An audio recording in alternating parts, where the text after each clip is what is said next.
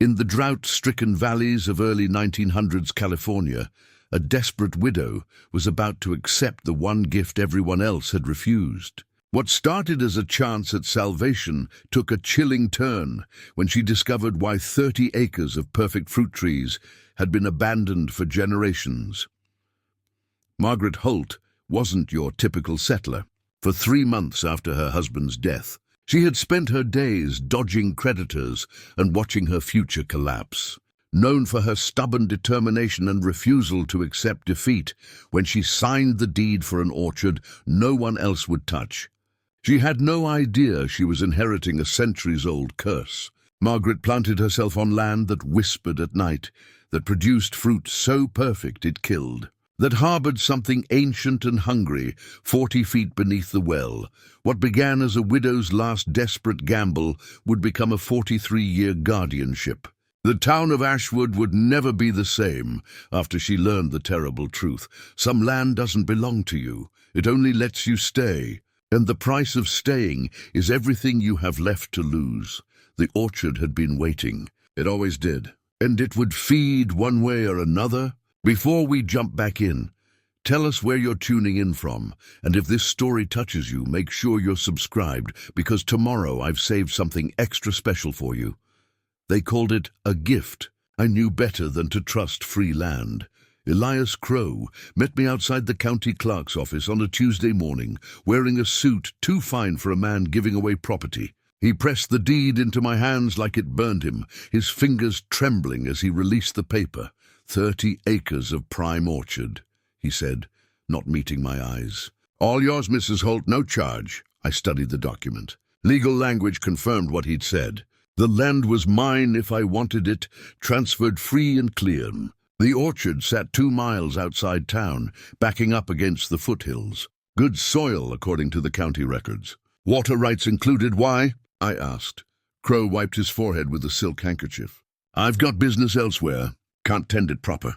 You need a fresh start after your loss. Seems fitting. My husband had been dead 3 months. Art gave out during harvest, leaving me with debts and a failed farm. Everyone in town knew my situation. Creditors were circling like crows over carrion.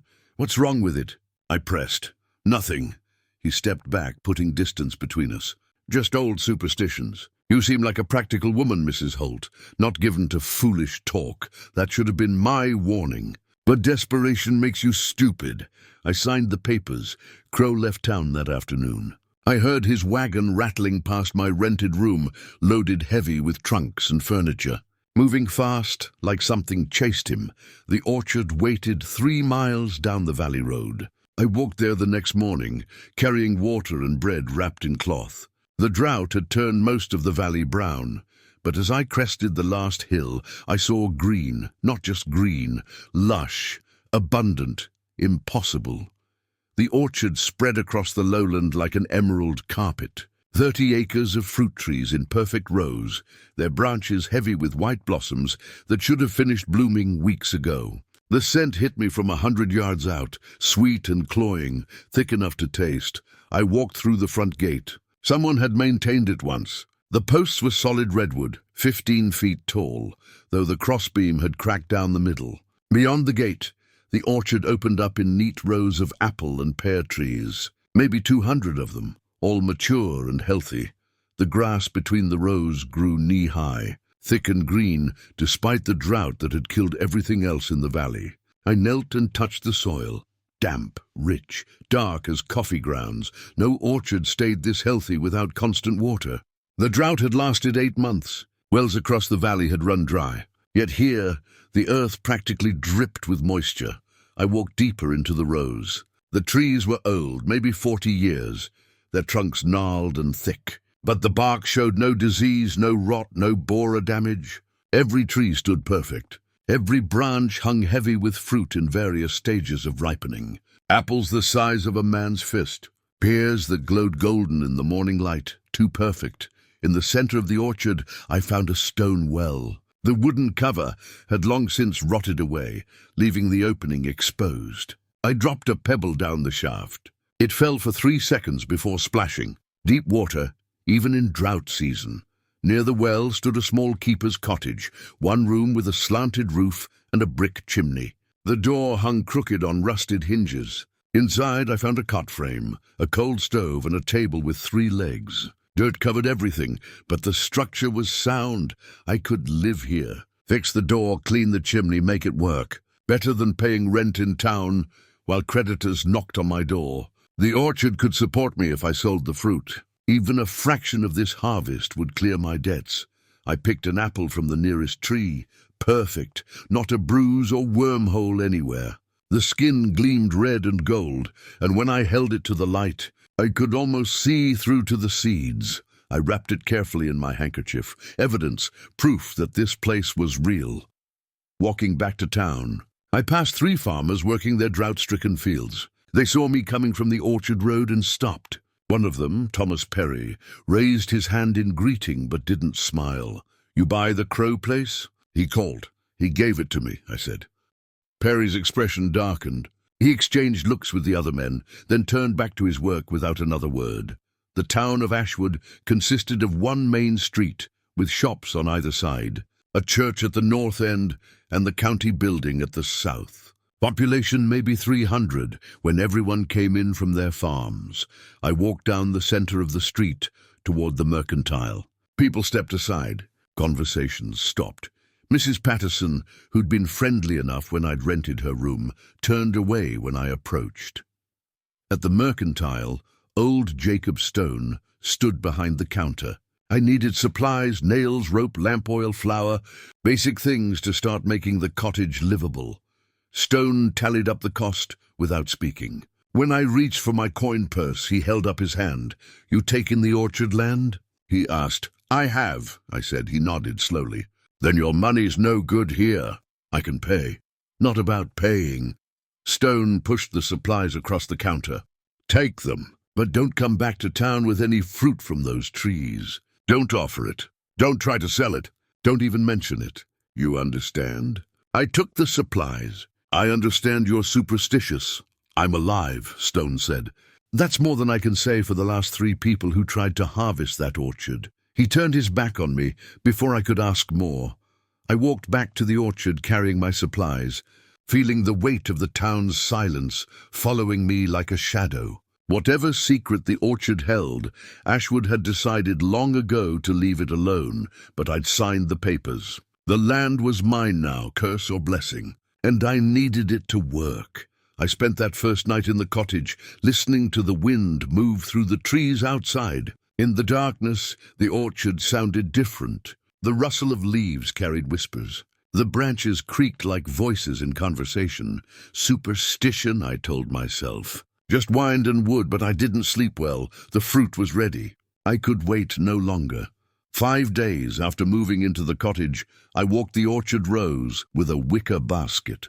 Morning light filtered through the leaves, turning everything gold and green. The trees hung so heavy with fruit that branches bent almost to breaking.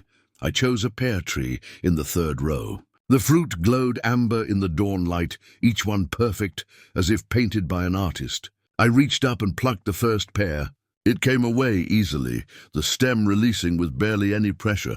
The weight surprised me, dense, heavier than any pear should be. I held it to my nose. The scent was overwhelming, sweet and rich, with an undertone I couldn't identify.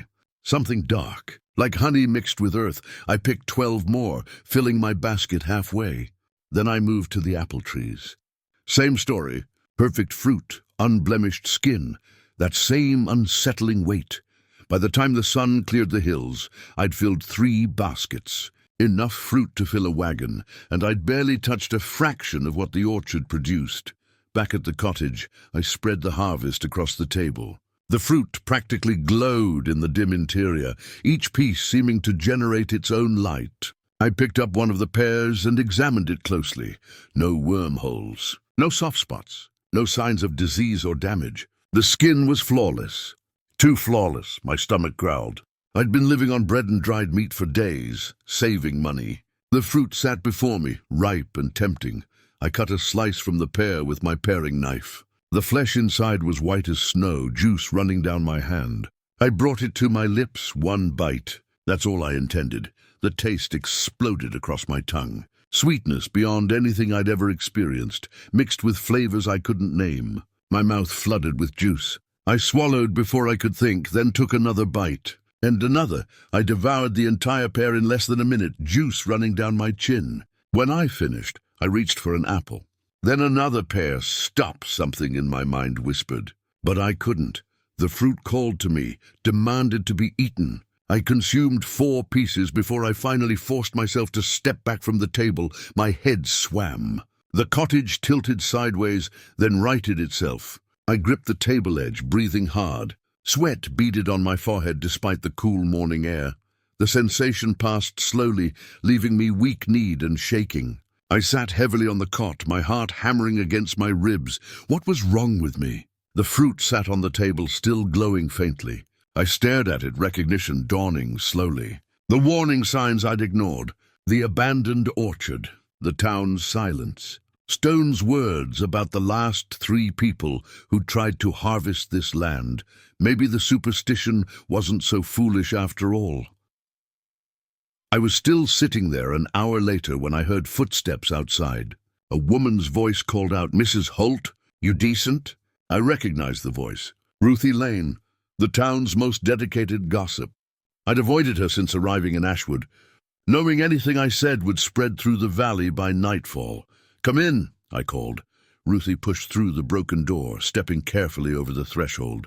She was 40-something, thin as a rail, with sharp eyes that missed nothing. She saw the fruit on the table immediately. "Oh, sweet Jesus," she breathed. "You didn't what? Eat it." "Tell me you didn't eat any." I said nothing. My silence was answer enough. Ruthie crossed herself, though we were miles from any church. "How much?" 4 pieces, I admitted. 4, Lord have mercy. She moved closer, studying my face. "How do you feel?" "Dizzy, weak," it passed. Ruthie nodded slowly. "That's how it starts. The fruit is sweet going down, but it leaves a mark." My grandmother told stories about this orchard, about what it does to people who harvest it. "I'm fine," I said, though my hand still trembled. "You're alive," Ruthie corrected. "That's not the same as fine. Listen to me, Margaret. This orchard was planted wrong. The first settlers, they put these trees in ground that shouldn't have been touched. Sacred ground," my grandmother said. She was friends with the native women who lived here before we came. They warned the settlers, but nobody listens to warnings when there's money to be made. I wanted to dismiss it as nonsense, but my body still hummed with whatever I'd consumed, and fear had settled into my bones. "What happened to the people who picked the fruit before?" I asked. Ruthie's expression darkened. "First was old Martin Shaw. Picked a full harvest, sold it at market. Made a fortune. 3 weeks later, he started seeing things. Visions, he said. Things in the trees at night. He walked into the orchard one evening and never came out. They found his body 5 days later, sitting against a tree, like he'd fallen asleep. But his eyes were open, and his mouth was full of apple seeds." I felt cold. "Then came the Henshaw brothers," Ruthie continued. "They thought they were smarter. Only ate 1 piece of fruit just to test it. They seemed fine for a while. Then they started fighting. Over nothing. Over everything. One killed the other with a shovel. The survivor hanged himself in the county jail before trial. And the third?" I asked. "Elias Crow, though he only lost workers, not himself. 3 men died trying to harvest for him. He got smart, got scared, and got out. Now he's passed the curse to you." We sat in silence for a long moment. Outside, the trees rustled in a breeze I couldn't feel. "Why didn't anyone warn me?" I asked finally. "Some tried," Ruthie said gently. "But you were desperate." "We all saw it. And desperate people don't listen to warnings about curses and sacred ground. They only hear what they want to hear. She wasn't wrong. What do I do?" I asked. Ruthie looked at the fruit on the table, then at me. "That's between you and whatever watches over this land. But if you're asking my advice, leave. Sign the deed back over to the county and walk away while you still can. I have nowhere to go." "Then you'd better figure out what this orchard wants," Ruthie said. "Because it wants something, Margaret. It always has. And it takes payment from everyone who tries to harvest it." She left me then, picking her way back through the orchard rows. I watched her go, then turned back to the fruit on my table. It still glowed faintly in the shadows. I covered it with a cloth and didn't touch it again that day. I needed money. Fear wouldn't pay my debts. 3 days after Ruthie's visit, I loaded a wagon with fruit and drove it to the Ashwood market. Saturday morning, when farmers brought their goods to sell. If people wouldn't come to me, I'd bring the fruit to them. The market square filled the space between the church and the mercantile. Maybe 20 vendors had set up tables and wagons. Vegetables, preserved goods, tools, chickens in crates. The usual trade. I pulled my wagon into an empty spot near the center. People noticed immediately. Conversation stopped. Heads turned. I ignored them and began arranging my fruit on the wagon bed. Apples in one basket, pears in another. The morning sun made them shine like jewels. Thomas Perry stood 3 stalls down, selling squash and beans from his drought-stricken farm. He stared at my display, then deliberately turned his back. A woman I didn't know approached my wagon, saw the fruit and gasped. "That's from the orchard. Best fruit in the valley," I said. Keeping my voice steady, she backed away quickly, making the sign against evil that old Catholics use. Others gathered at a distance, watching but not approaching. I felt their eyes on me, judging, calculating, deciding I was either brave or foolish. Probably the latter. "Mrs. Holt," I turned. Sheriff Amos Briggs stood beside my wagon, his expression hard. He was 50-something, gray-haired, with the kind of face that never smiled. His badge caught the sunlight. "Sheriff," I said, "you know what you're doing here." "Selling fruit." "You're selling poison," he said flatly. "And I won't allow it. I've eaten the fruit myself." I'm still standing. Briggs' jaw tightened. "My brother ate fruit from that orchard when he was 10 years old. He died 3 days later, screaming about things crawling under his skin. I watched him die, Mrs. Holt, watched him claw himself bloody. So don't tell me about standing." The crowd around us had grown. Everyone in the market was listening now. "I'm sorry for your loss," I said carefully, "but I have debts. This fruit is all I have." "Then you'll die with your debts unpaid," Briggs said. "Because I'm shutting this down." Right now he reached for my baskets. "How much?" A man's voice, smooth and educated, cut through the tension. We all turned.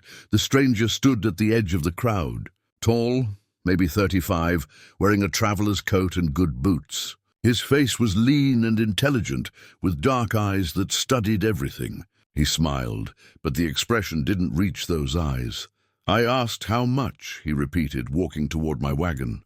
"For the fruit." "It's not for sale to outsiders," Briggs said sharply. "Everything's for sale, Sheriff." The man reached my wagon and picked up an apple, examining it with obvious appreciation. "Remarkable. I've never seen fruit like this. The color, the scent, almost luminous." "Put it down," Briggs ordered.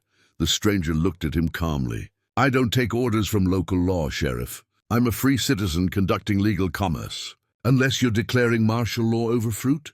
Briggs' hand moved toward his revolver. The crowd stirred nervously. "Gentlemen," I said quickly, "let's not make this complicated. Sir, if you want to buy fruit, I'm selling. Sheriff, unless you have a legal reason to stop me, I'm conducting business. I can arrest you for endangering public safety," Briggs said. "On what evidence? Your childhood tragedy doesn't constitute proof of danger." "Not legally." Briggs stared at me with barely contained fury. Then he looked at the crowd. "Anyone who buys from this woman does so against my strongest warning. What happens next is on your own head." He turned and walked away, his bootsteps heavy on the packed dirt. The stranger smiled at me. "Well handled. You've got spine." "I like that. Who are you?" I asked. "Jonas Blackwell. Treasure hunter, antiquities collector, pursuer of interesting mysteries." He lifted the apple to the light. "And this, Mrs. Holt, is very interesting indeed. It's just fruit." "No." His expression turned serious. "It's never just fruit when entire towns won't touch it. When sheriffs threaten arrest over apples and pears. There's a story here, a history. And I intend to learn it." He pulled coins from his pocket. "Gold eagles, more money than most farmers saw in a month. I'll take everything you have, every piece of fruit on this wagon. And tomorrow I'll want more."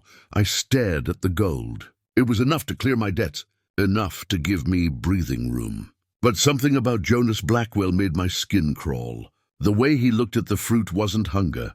It was greed. Why? I asked. Because I think this orchard holds secrets worth more than gold. He leaned closer, his voice dropping. And I think you know I'm right. Otherwise you wouldn't be here, selling cursed fruit to strangers, despite the sheriff's warnings. He wasn't wrong. I took his money. He loaded the fruit into his wagon, whistling softly to himself. The crowd watched in silence, their expressions ranging from horror to fascination. As Jonas drove away, I caught Ruthie Lane watching from the church steps. She shook her head slowly, then disappeared inside. I left the market with gold in my pocket and dread in my stomach.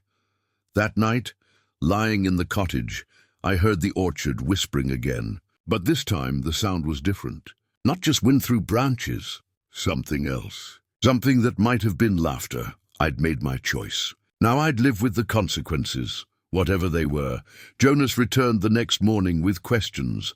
I was pulling weeds from around the well when his wagon rolled up the orchard road. He climbed down carrying a leather satchel and a notebook. "The fruit's extraordinary," he said without preamble. "I sent samples to a colleague in San Francisco. He's never seen cellular structure like this. The density, the sugar content, the way it resists decay. It's unnatural." "I could have told you that," I said, "but why?" Jonas opened his notebook, showing pages covered in neat handwriting. "I spent yesterday in the county records office. This land has changed hands 17 times in 40 years. No one keeps it longer than 2 seasons. Why? I leaned against the well. Ruthie Lane says it's cursed. Planted on sacred ground. Sacred to whom? The people who were here before us. Jonas smiled. Now we're getting somewhere. Where can I find this Ruthie Lane? I directed him to town, but he didn't leave. Instead, he walked the orchard rows, examining trees, photographing bark patterns, collecting soil samples. He worked with the focused intensity of a man possessed. I left him to it and went looking for answers myself. Sheriff Briggs kept an office above the jail, a small room that smelled of tobacco and old paper. He sat behind a scarred desk, cleaning his revolver. He looked up when I entered, his expression hardening. "Come to gloat?" he asked. "Come for the truth," I said. "Your brother." "Tell me what really happened." Briggs set down the gun. "Why should I?" "Because I ate the fruit. 4 pieces. And I need to know what's coming." Something shifted in his face. Not sympathy exactly. Recognition, maybe. He gestured to a chair. "Tommy was 10, Briggs said slowly. "I was 15. We were playing near the orchard, daring each other to go inside. The trees were already abandoned then. Had been for 5 years after the Mendoza family died off. Died how? Fever, they said. But I saw the bodies. No fever leaves a man's eyes open like that. Like he'd seen something that stopped his heart cold. Briggs pulled a flask from his desk drawer, took a long drink. Tommy picked 3 apples, ate one right there. Said it was the best thing he'd ever tasted. Begged me to try. I wouldn't. Something about those trees felt wrong. He fell silent, staring at nothing. 3 days later, Tommy started screaming. Said there were things under his skin, moving, crawling. Mama held him down while Papa tried to get the doctor. But Tommy was strong with whatever was in him. He clawed himself bloody, trying to dig the things out. Died in my arms, still screaming. "I'm sorry," I whispered. The doctor said it was brain fever, delusions. But I knew better. I'd seen him eat that apple. Seen the look on his face after. Like he'd tasted something he could never have again. Like it owned him. Briggs looked at me directly. "That's what's in you now, Mrs. Holt. That hunger. That ownership. The fruit gives and the fruit takes. And it always collects what it's owed." I left his office with my hands shaking. Telling and preparing this story took us a lot of time. So if you are enjoying it, subscribe to our channel. It means a lot to us. Now back to the story. Ruthie found me at the mercantile, where I was buying lamp oil I didn't need, just to avoid returning to the orchard. "Your fancy friend came asking questions," she said. I told him what I know, which is that my grandmother heard stories from the women who lived here first. This valley was a gathering place. Sacred ceremonies. The spring that feeds your orchard well, they said it connected to something old, something that shouldn't be disturbed. But the settlers planted anyway. The Cortez family. First Spanish land grant. They brought apple trees from mission stock, pear trees from Mexico, planted them in rows like they owned the land. Like ownership meant anything to what was already here. Ruthie pulled me aside, lowering her voice. The trees took root too well, grew too fast, produced fruit the first year, which never happens. The Cortez family got rich selling it. Then they got dead. Whole family, 3 generations gone in one winter. How? No one knows. They were found in the orchard, all 12 of them, sitting in a circle around the well. Eyes open, no marks on them, just dead, like they'd decided to stop living all at once. I felt cold despite the afternoon heat. After that, people tried to burn the orchard, tried to dig up the trees. Nothing worked. The trees wouldn't burn. New growth came up from any root left in the ground.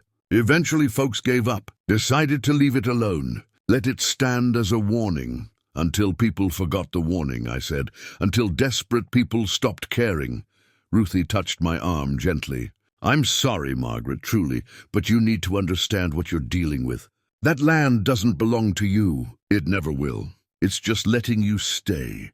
When I returned to the orchard, I found Jonas standing near the well, staring down into the darkness. How deep does it go? He asked without turning. Deep enough, I said. I've been thinking about what Ruthie told me, about sacred ground and ceremonies. What if the curse isn't about the land? What if it's about what's under it? He looked at me, eyes bright with excitement. What if there's something down there? Something the natives were protecting. Something the Spanish settlers accidentally released when they dug this well. You're talking nonsense, am I? Think about it. The fruit's unnatural properties, the way people die, the way the orchard won't be destroyed. What if it's not cursed? What if it's feeding on something? I walked away before he could say more. But his words followed me into the cottage, into my dreams that night. Deep beneath the orchard, something waited, and it was hungry. I needed proof. One way or the other, a stray dog had been hanging around the orchard for days, lean and cautious, drawn by the scent of fruit. I'd seen it slinking between the trees, ribs showing through mangy fur. I found it that morning near the pear trees. It growled when I approached, but hunger made it bold. I tossed an apple toward it. The dog sniffed cautiously, then bit into the fruit with desperate hunger. It ate the entire apple in seconds. I watched from 20 feet away, my heart hammering. The dog licked its chops, then sat down suddenly, its head tilted, ears flattening. Then it started to whine, a high, thin sound that made my skin crawl. The dog tried to stand. Its legs wouldn't work properly. It stumbled, fell, got up again. The whining became a howl. Then the convulsions started. I forced myself to watch, to see what the fruit really did. The dog thrashed in the grass, foam flecking its muzzles. Its eyes rolled back, showing white. The convulsions lasted maybe 2 minutes. Then it went still. I approached slowly. The dog lay on its side, tongue lolling, eyes glazed. Dead, but its mouth hung open, and I could see something inside. Seeds, apple seeds, dozens of them, as if the fruit had reproduced in the animal's throat. I covered the body with branches and walked back to the cottage on shaking legs.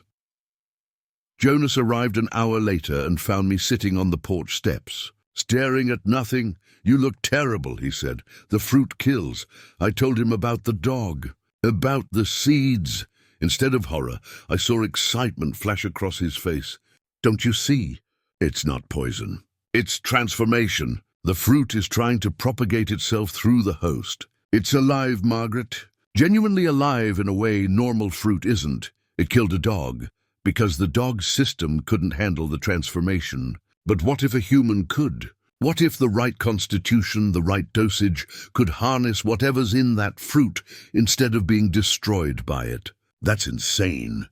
That's science. He grabbed my shoulders. Think about what this could mean. Medicine, longevity, powers we can't imagine. The natives knew something. The Spanish suspected it. Now we have the chance to unlock it properly. I shoved him away. People died. Tommy Briggs, the Cortez family, the Mendoza family, Elias Crow's workers. How many more? Failures, Jonas said dismissively. Trial and error, but with proper study, proper preparation. We could succeed where they failed. You're talking about experimenting with something that killed a dog in minutes. I'm talking about opportunity. His voice hardened. You're in debt, Margaret. You're clinging to this orchard because you have nothing else. I'm offering you partnership. Real money. Not copper for fruit at market, but gold for what this orchard really represents, which is power, he said simply. The kind that men pay fortunes for. Immortality, transcendence, pick your poison. I should have thrown him off my land right then. Should have recognized the madness in his eyes. But he was right about one thing. I had nothing else. The orchard had me trapped as surely as it had trapped everyone before me. What do you want from me? I asked access.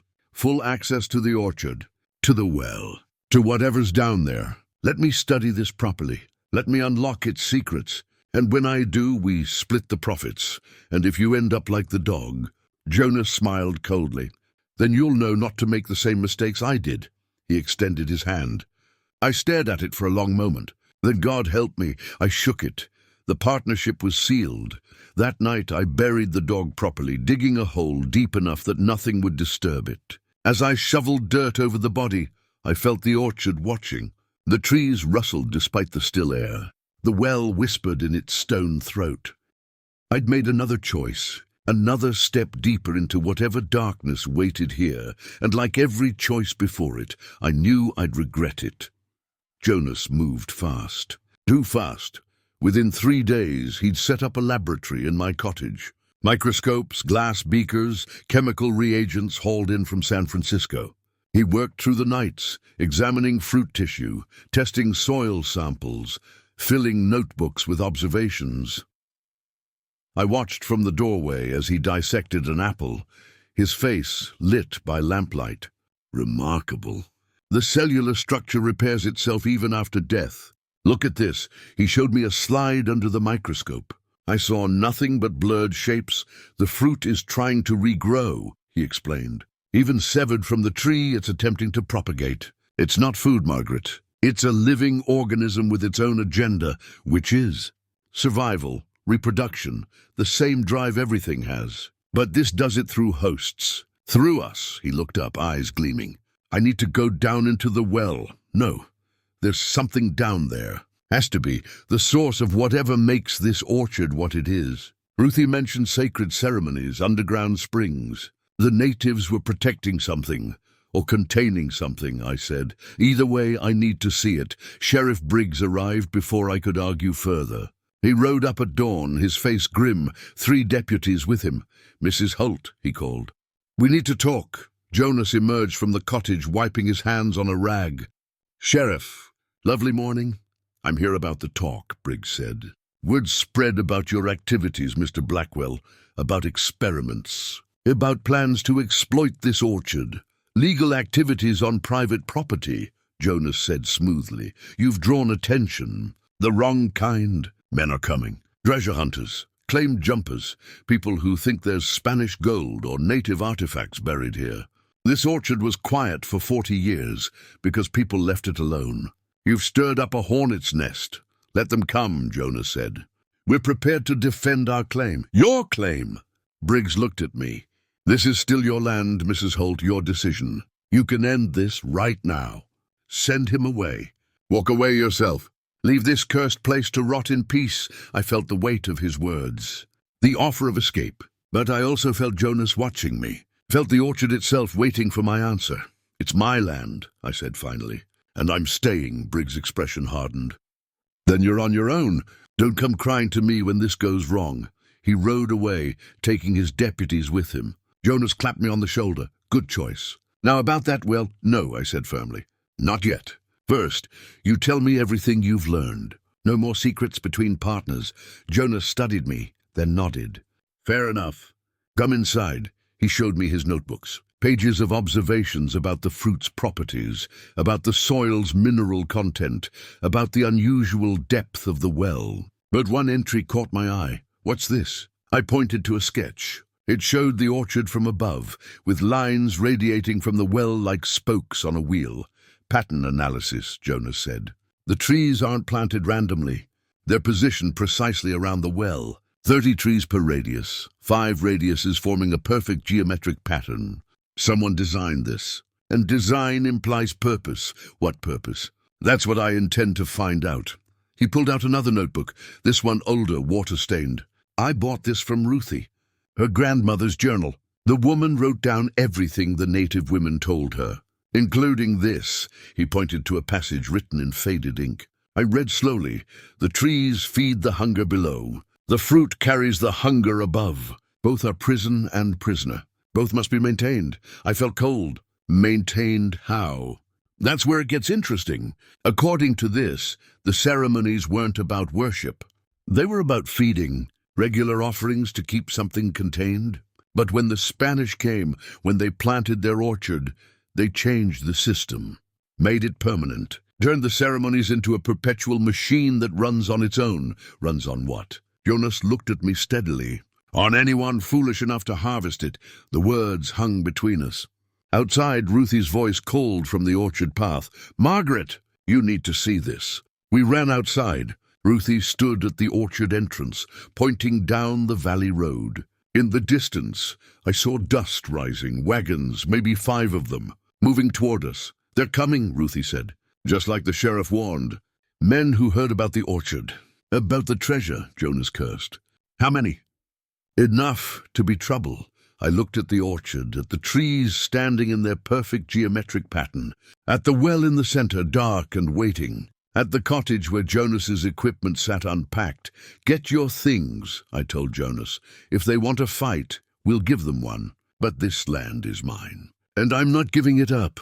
Ruthie grabbed my arm. Margaret, please.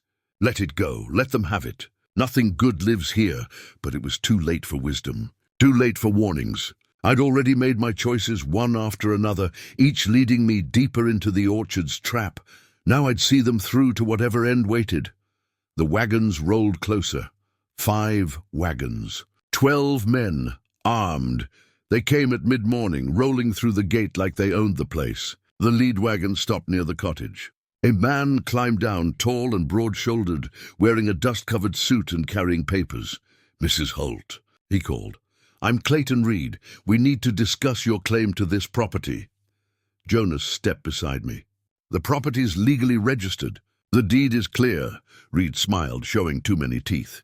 That's where you're wrong. This land was part of the original Cortez land grant. Spanish Crown, 1788. My client has traced his lineage directly to Don Miguel Cortez, which makes him the rightful heir. The Cortez family died out, I said. The main line, yes. But there was a cousin, a branch that survived. My client has documentation proving his claim supersedes any later transfers, including yours. He held out the papers. I didn't take them. This is a shakedown, Jonas said flatly.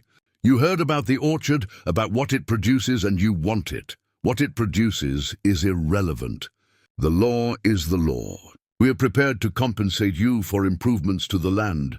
Say $200. More than generous, given the circumstances. No, I said. Reed's smile faded. Mrs. Holt, I should inform you that my client has already filed a claim with the county. The sheriff has been notified. You're occupying disputed land. I suggest you take the money and leave peacefully. The men behind him shifted, hands moving toward gun belts. This is my land, I said, voice steady despite my fear. I have the deed. Legal and clear. You want to dispute it, take it to court. We don't have time for courts, Reed said. My client wants possession today, now. You have 1 hour to gather your things and go, Jonas laughed.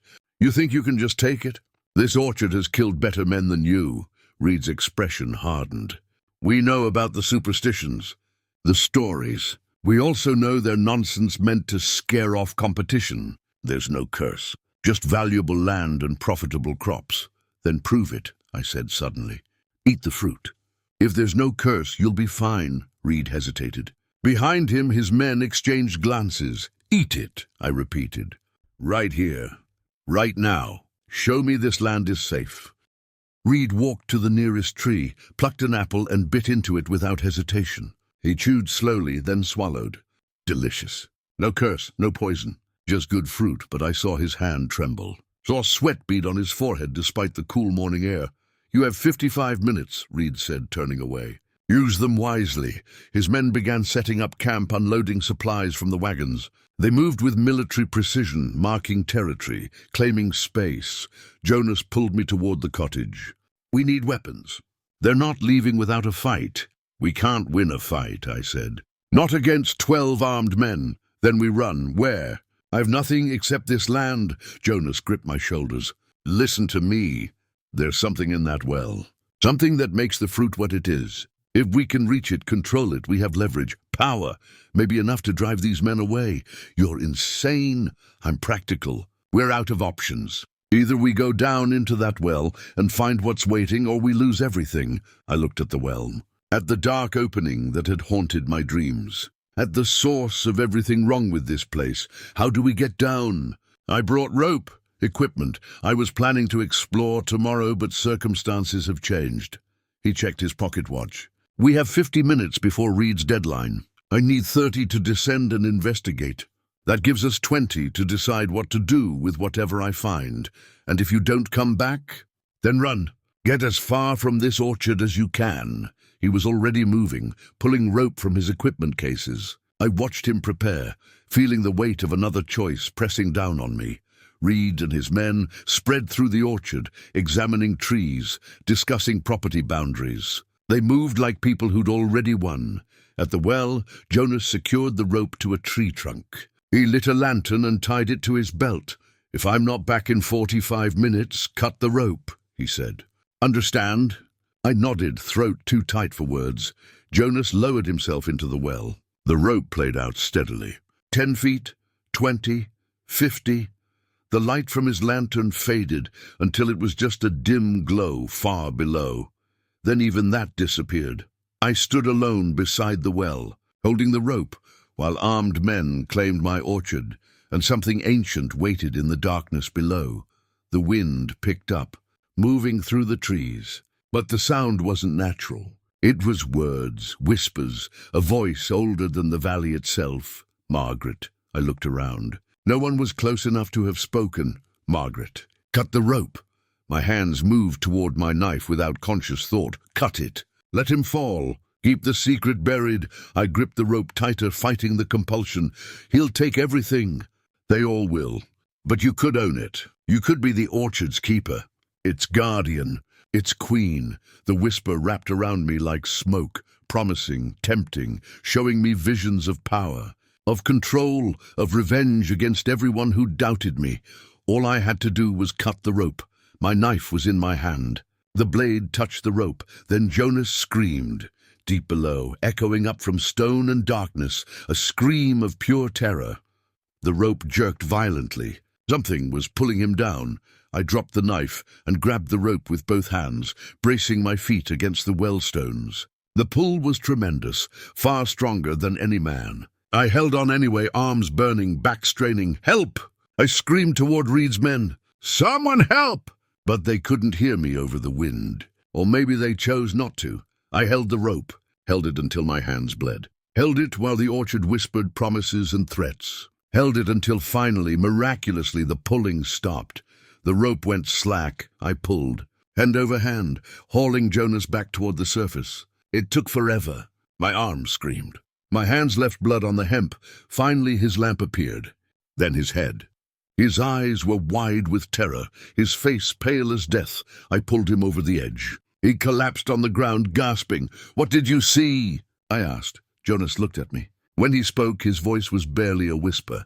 Everything. I saw everything. And God help us, Margaret. God help us all. Jonas wouldn't speak for an hour. He sat with his back against the cottage wall, staring at nothing. His hands shook. His breathing came in shallow gasps. Whatever he'd seen down in that well had broken something in him. Reed's men kept their distance, watching us from across the orchard. They'd heard Jonas scream, seen me pull him from the well. Now they moved cautiously through the rows, no longer acting like conquerors. Tell me, I said finally. Jonas's eyes focused on me slowly. There's a chamber, 40 feet down, carved from solid rock. The walls are covered in markings. Not Spanish, not English, older, much older. What kind of markings? Instructions, warnings, a map of something vast. He swallowed hard. And at the center of the chamber there's a pool.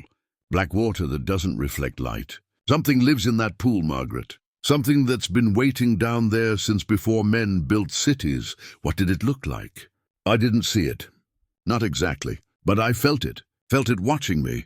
Felt it inside my head, showing me things. His voice dropped to a whisper. It showed me what happens when the fruit is consumed. How the seeds take root. How they change the host from the inside. How everyone who's ever eaten from this orchard carries a piece of it forever. I thought of the 4 pieces I'd eaten. Of the dog with seeds in its throat. The orchard isn't cursed, Jonas continued. It's a cultivation system. The trees above, the thing below. They're connected.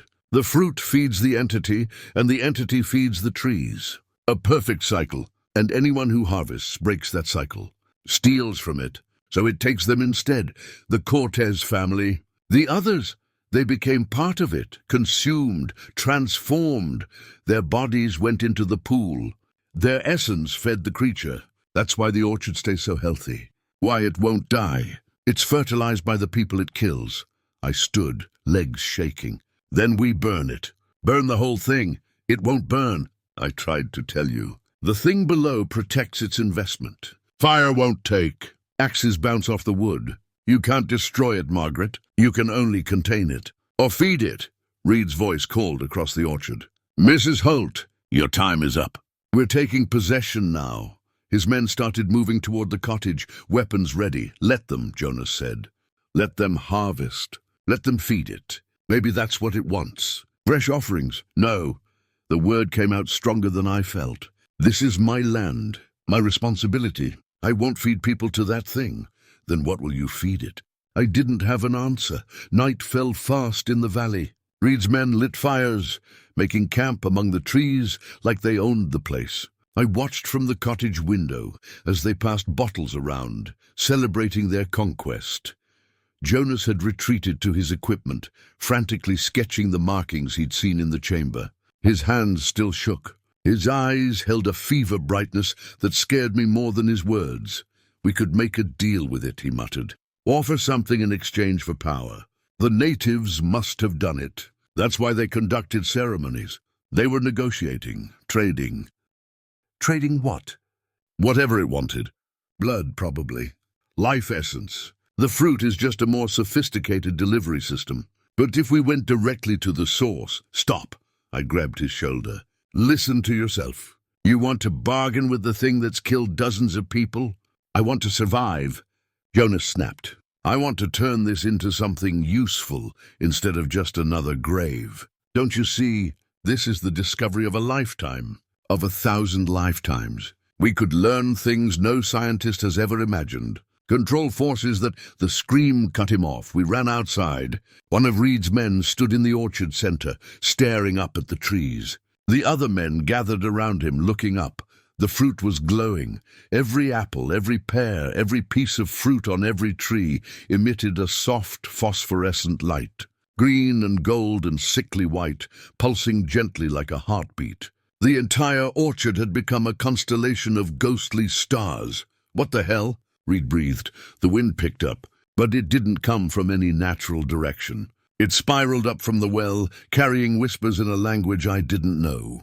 The trees swayed despite the wind coming from below. Their branches moved like arms, like fingers reaching Reed's men back toward their wagons. One of them, the man who'd screamed first, dropped to his knees. It's in my head, he gasped. I can hear it. It's calling me. Calling you where? Reed demanded. The man pointed at the well.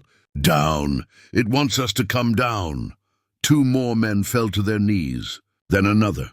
Soon 6 of Reed's 12 men knelt in the grass, staring at the well with glassy eyes, tears streaming down their faces. What's happening to them? Reed looked at me, fear cracking his confident facade.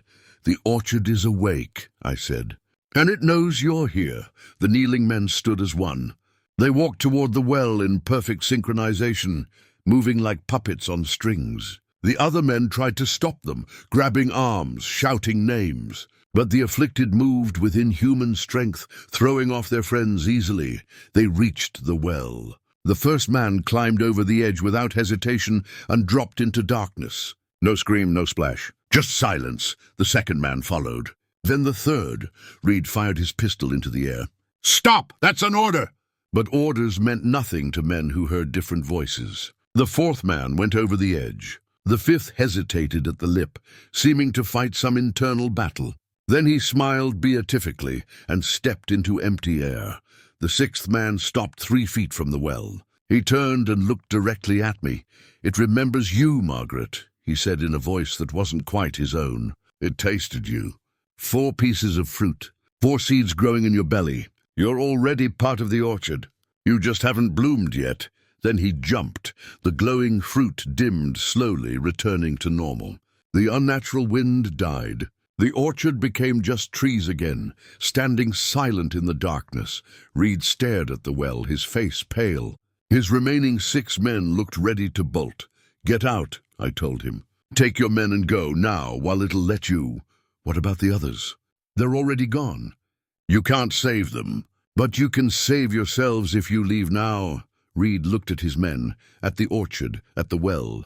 Whatever he'd been before, confident, greedy, determined, had been broken. He just looked old now, and scared. Load the wagons, he ordered quietly. We're leaving. They didn't argue. Within 20 minutes, Reed's remaining men had packed their camp and were rolling back down the valley road, running from what they'd seen, from what they'd almost become. Jonas stood beside me, watching them go. It's protecting itself. The orchard. It felt threatened, so it responded. Took the intruders before they could take from it. It took 6 men, I said. 6 lives, 6 offerings. And now it's fed, satisfied, at least for a while. Jonas looked at me. But it'll need more eventually. It always does. That's the cycle. That's the price. I thought of the voice. Of the seeds supposedly growing inside me. Of all the choices I'd made that led to this moment. There has to be another way, I said. There is. Jonas pointed at the well. We go down there. We find whatever's at the bottom. And we end it. Really end it. Not contain it. Not feed it. Destroy it. You said it couldn't be destroyed. I said fire and axes won't work. But there are other methods. Ritual, magic. Whatever the natives used to bind it in the first place. Those markings in the chamber, they're instructions. A way to seal it permanently. Or maybe to set it free. Free? It's been trapped here for centuries. Bound by ceremonies and blood rites. Maybe that's why it's so hungry. So desperate. What if we could release it? Let it return to wherever it came from? I looked at the orchard. At the trees standing in their perfect geometric pattern. At the well in the center. At the cottage where I'd tried to build a new life. Tomorrow, I said. When there's light, we'll go down together and see what can be done. That night, I dreamed. I stood in the orchard, but it was different. The trees were younger, smaller. People moved between the rows. Not settlers. The people who'd been here first. They wore clothes made from animal hide and plant fiber. They sang as they worked. At the well, a woman stood, old, weathered. She held a clay bowl filled with something dark. As I watched, she poured the contents into the well, speaking words in that ancient tongue. Other people approached. Each carried an offering, flowers, bones, food. One by one, they dropped their gifts into the well while the old woman chanted. They weren't worshipping. They were paying rent, buying time, keeping something satisfied. The vision shifted. Decades passed in seconds. The people were gone. Spanish settlers arrived, built houses, planted trees. They didn't know what lay beneath, didn't know the price that needed paying, so the orchard paid itself, with them, with their children, with anyone who tried to harvest without giving back.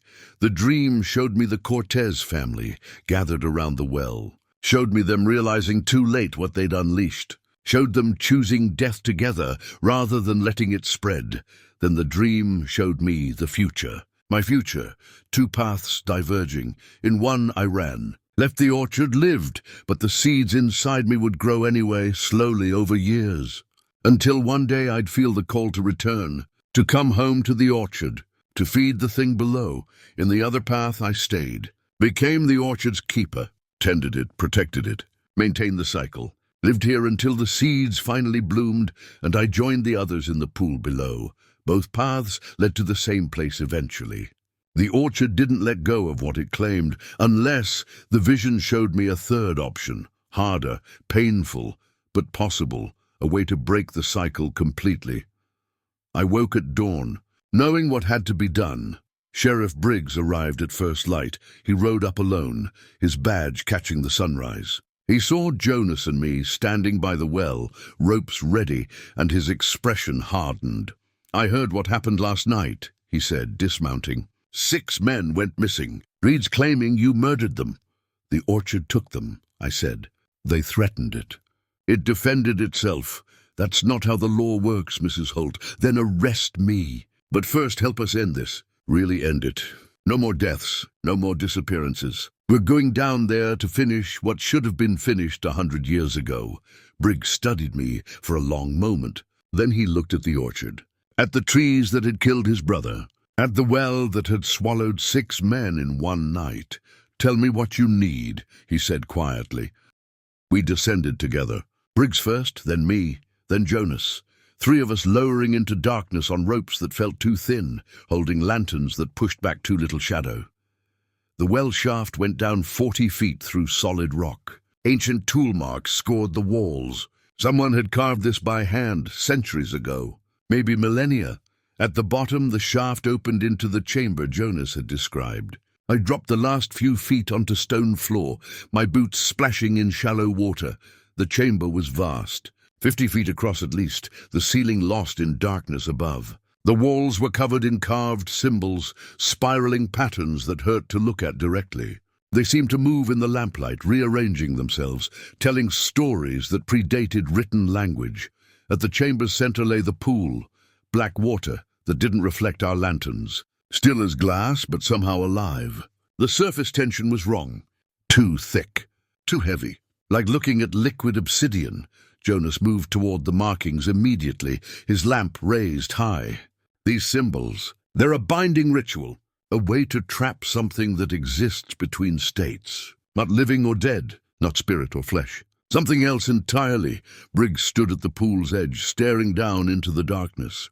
"Is it down there, the thing that took my brother?" "Yes," I said. I could feel it. Presence without form, intelligence without voice. Hunger that had existed since before humans walked upright. The symbols on the walls began to glow faintly, green and gold, the same colors as the fruit above. The chamber had registered our presence. "We need to strengthen the binding," Jonas said, running his hands over the carved stone. "Add more power to the seal. Keep it contained indefinitely." "No," I said.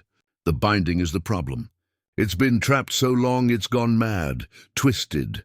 It was supposed to have offerings, regular tribute, but the ceremonies stopped. So it adapted, made its own system. The orchard is what happens when something ancient and powerful gets desperate." "Then what?" Briggs asked. "We can't just release it. We give it what it needs, not what it wants. What it needs to finally rest." I moved to the pool's edge. The water's surface rippled slightly, responding to my presence. I felt the pull, the hunger. But also something else, exhaustion, loneliness, a being that had been alone for so long it had forgotten anything else existed. "It's been feeding on fear," I said, "on desperation, on people who took without asking. But that's starvation food, scraps. It needs something different, something given freely." I reached into my pocket and pulled out my wedding ring. "The last thing I had from my husband. The last piece of the life I'd lost. This is grief," I said, holding it over the water. Real grief. Not fear, not greed. Something freely given. Something I choose to release. I dropped the ring. It hit the water without a splash, sinking into darkness. The pool's surface glowed. Bright white, blinding. The entire chamber lit up like daylight. A voice spoke in my head. Not words exactly. Feeling, gratitude, recognition, understanding. More, the presence said. More grief, more loss. More freely given. "Then I can rest." Briggs stepped forward. He pulled something from his coat pocket. A small wooden horse, carved and painted. "A child's toy. My brother's," he said quietly. "The last thing he made before he died. I've carried it for 38 years. He held it over the pool. "Take it, take the grief. Take the guilt. Take all of it. And let him rest." He dropped the toy. The light intensified. The symbols on the walls blazed. The chamber shook. Jonas stood frozen, staring at us like we'd lost our minds. You're feeding it. Making it stronger. No, I said. We're giving it what the ceremonies used to provide. Acknowledgement, recognition, a way to process what it carries.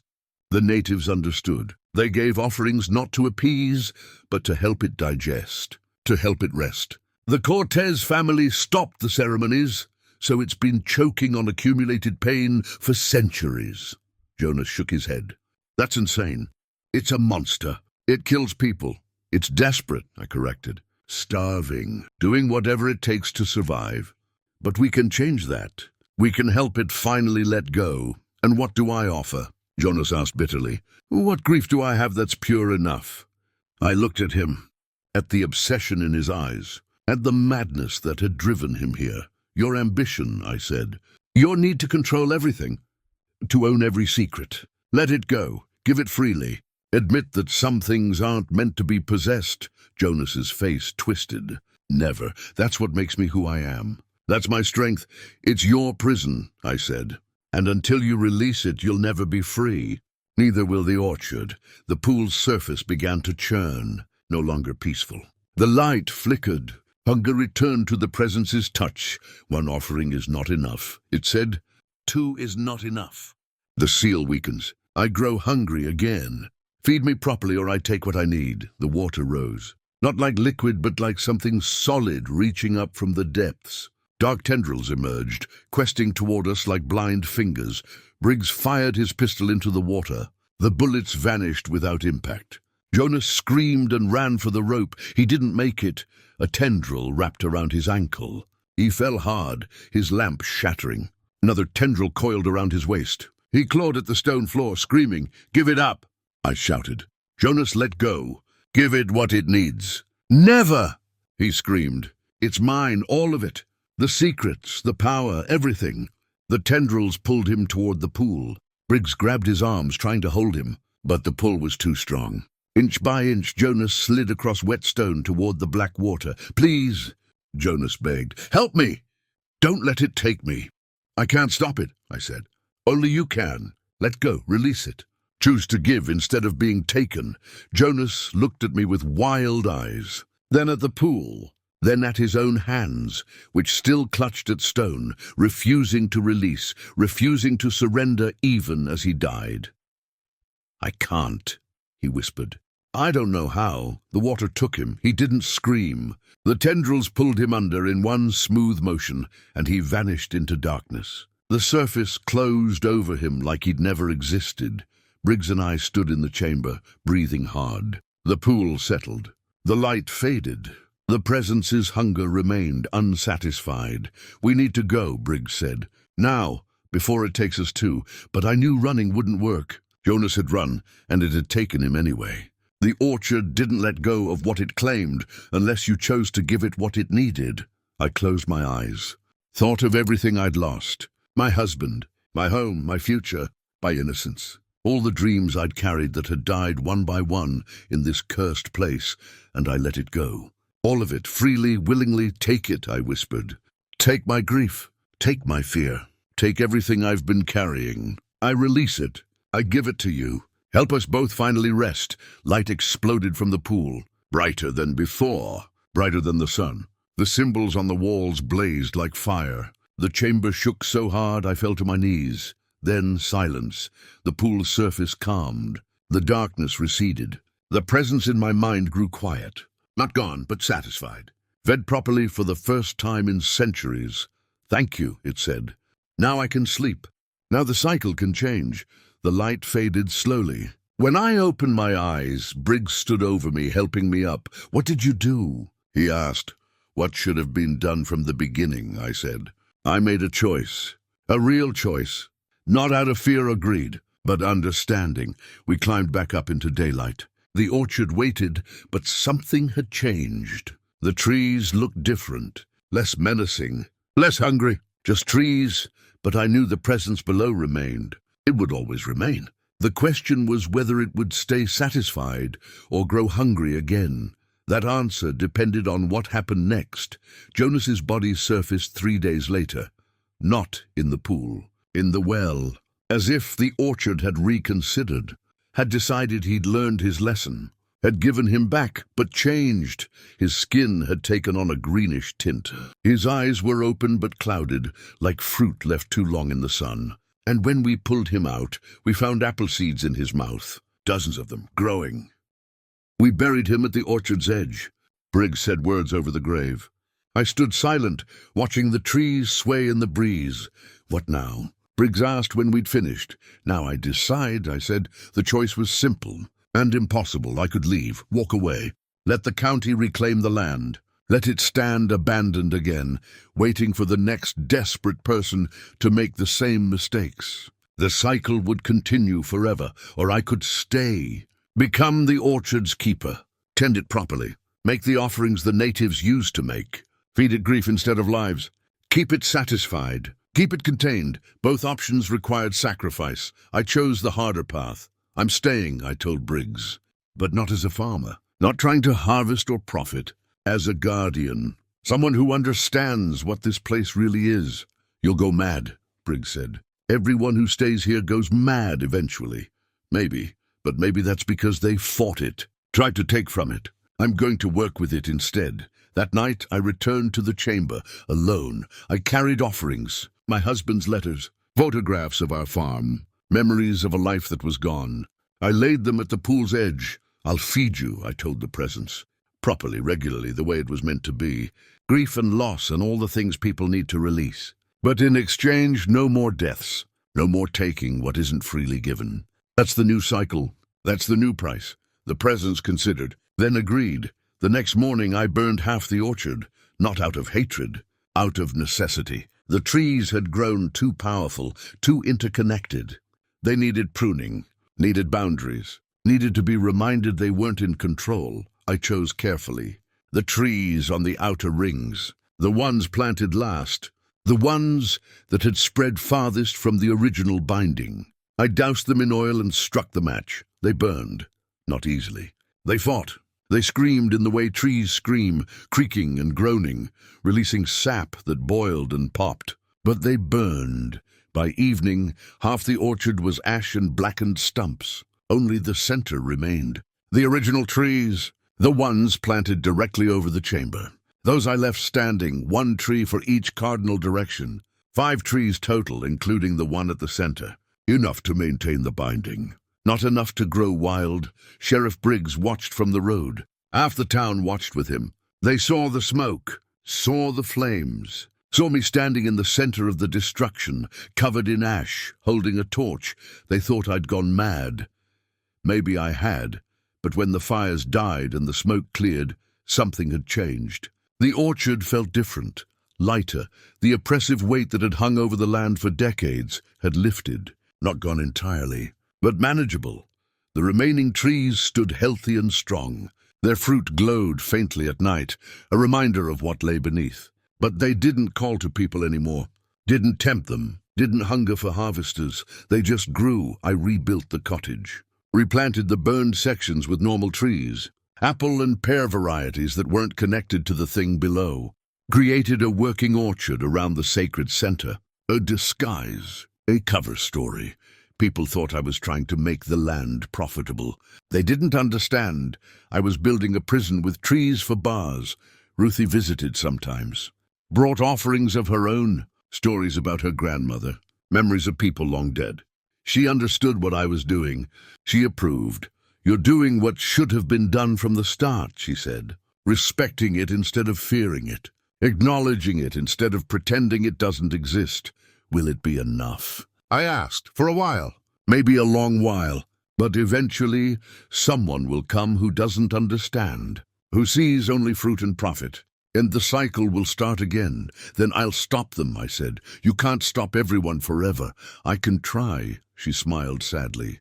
That's all any of us can do. Years passed. The orchard grew. The fruit from the outer trees was normal, safe, profitable. I sold it at market. No one got sick. No one died. The curse became a story, then a legend, then something people stopped believing in.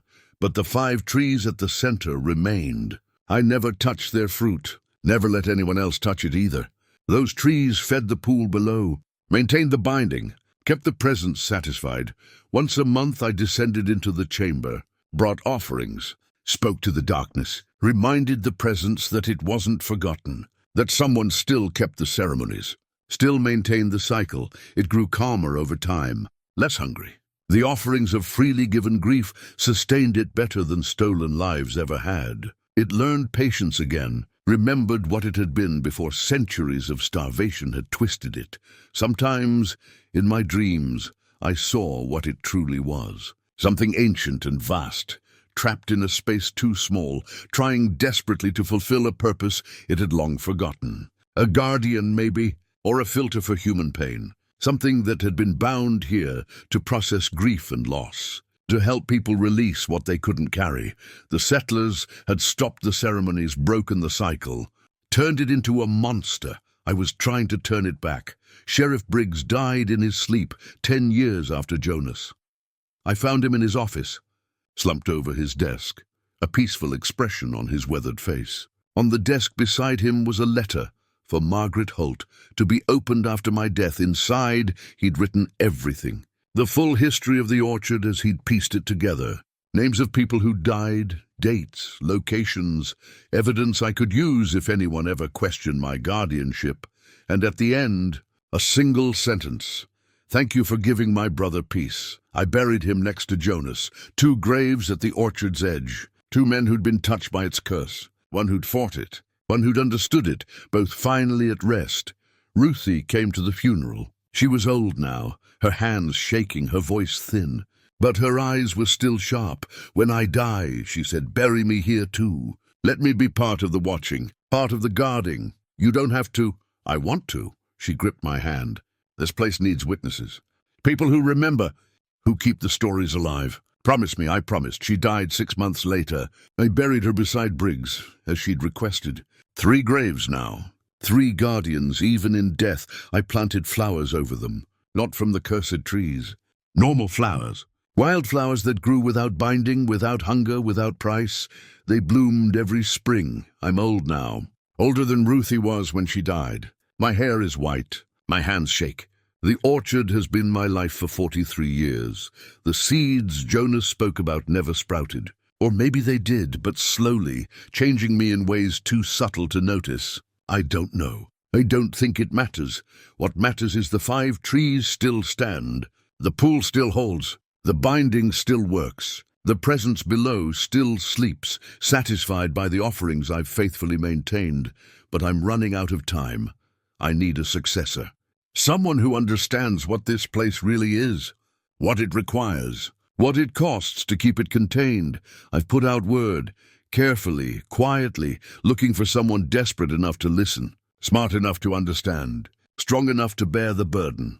Someone like I was 43 years ago, widowed, desperate, willing to take on a curse because the alternative was worse. They'll come eventually. They always do. The orchard draws them, calls them, offers them exactly what they need most, and when they arrive, I'll tell them the truth. All of it, the history, the danger, the price. Then I'll make them choose. Not out of fear, not out of ignorance, but with full understanding of what they're accepting, because that's the real price the orchard demands. Not blood, not death, not stolen offerings, choice freely made. Fully informed, without reservation or regret. That's what breaks curses.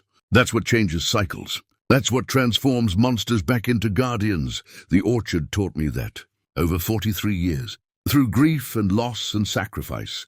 Now I wait for someone ready to learn the same lesson. The 5 trees stand tall in the center of my burned and replanted orchard. Their fruit glows faintly at night, visible for miles.